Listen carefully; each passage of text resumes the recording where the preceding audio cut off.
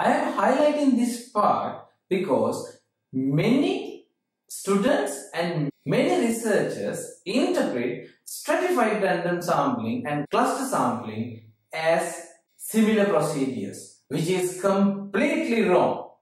Look at here where we have stratified random sampling. In this population, we have two ethnic groups.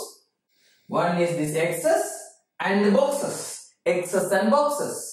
In stratified random sampling, as we need people representing both ethnicities, X's and boxes, what we do is we get different sample from X and different sample from box. So ultimately, our sample will be consist with X coming from both. But in cluster sample, we have different clusters, but those clusters are almost same. But in stratified random sampling, again we have two groups, we call them strata. Here we have clusters, we have strata. In this strata, one strata almost similar people, but in one cluster, all the people are here. So, as I highlighted there, here, between strata variability, in between strata variability is high, but within strata variability is less.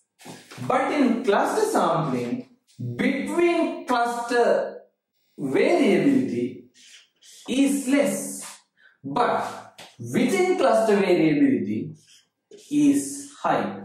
That is the main difference.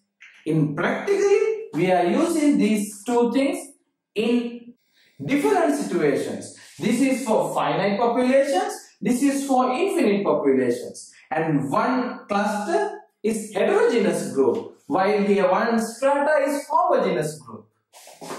I hope now you are clear about the difference between stratified random sampling and cluster sampling. Next, we will consider what is multi-stage sampling.